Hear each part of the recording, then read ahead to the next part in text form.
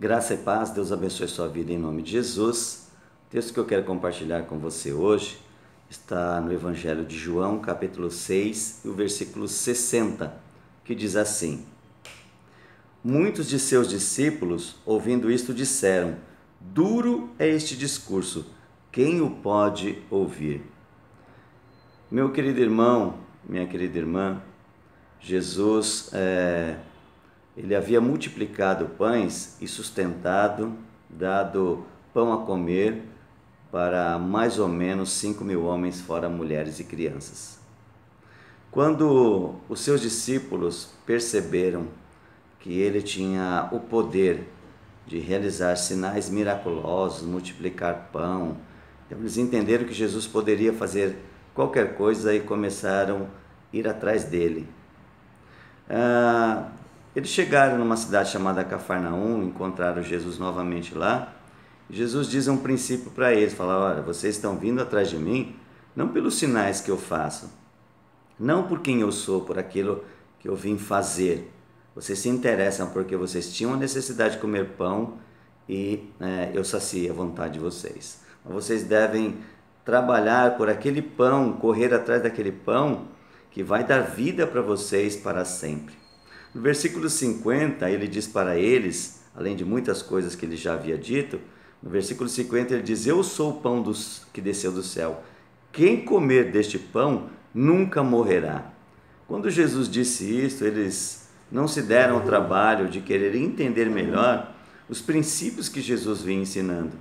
Mas eles não conseguindo entender, eles começaram a achar que o que Jesus estava falando era um monte de absurdos e que estava difícil de ouvir.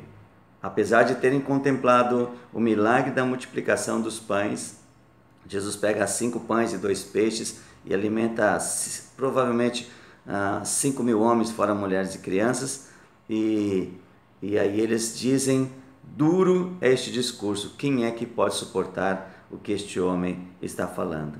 E resolveram ir embora, deixarem a Jesus, pararem de segui-lo, porque não estavam entendendo muito bem aquilo que Jesus esperava que eles fizessem. Mas eu quero dizer uma coisa para você, meu irmão, não apenas neste texto, mas se você ler a palavra do Senhor, for percebendo os seus discursos, a sua vontade, o que Ele espera de nós, a maioria das coisas que Ele deseja que nós façamos, a maioria delas não é aquilo que nós queremos. Apesar de ser bom, de nos trazer benefício, mas não é aquilo que a nossa natureza deseja. Então, por isso que ele fala que nós precisamos deixar a nossa natureza para fazer a sua vontade. Ele diz que nós devemos não correr pela comida que perece, mas se alimentar dele. Um pouquinho atrás, alguns discípulos ouviram uma mensagem e eles não entenderam porque não se deram o trabalho de pensar. Eu vou voltar um pouquinho aqui, quando Jesus havia conversado com seus discípulos sobre se alimentar. No capítulo 4, Jesus estava conversando com uma mulher e seus discípulos haviam ido comprar comida na cidade. Quando eles chegaram com a comida, eles falaram: Jesus, come. Era mais de meio-dia, Jesus não havia comido nada. Eles: Mestre, come.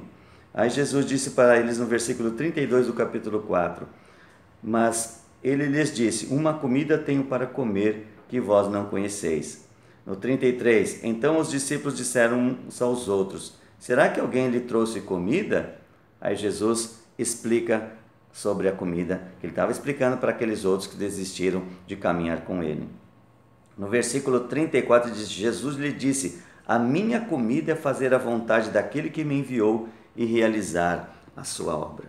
Meu irmão, o que vai nos alimentar de verdade é esta comida que Jesus disse que tinha para comer, que é fazer a vontade de Deus e realizar as suas obras. Fazer a vontade de Deus era aquilo que saciava a fome, saciava a sede de Jesus. E fazer a vontade de Deus é o que vai saciar a minha vida e a sua vida, e nós não sentiremos de nada, falta de nada, e teremos uma vida plena e completa. E fazendo assim, colocando o Senhor em primeiro lugar como nosso pão, o nosso alimento, a nossa água, as outras coisas que a gente precisa em relação a esta vida, Ele vai suprir, Ele vai providenciar, Ele não vai nos deixar passar dificuldades. Se você ler Mateus 6,33, ele diz assim: se você buscar primeiro o reino dos céus e a sua justiça, ele vai suprir as suas necessidades. Meu querido irmão, que Jesus seja o seu pão, que Jesus seja a sua água, para que a sua sede e a sua fome sejam inteiramente saciados por Ele, em nome de Jesus. Fique na paz, Deus te abençoe, tenha um dia de bênção.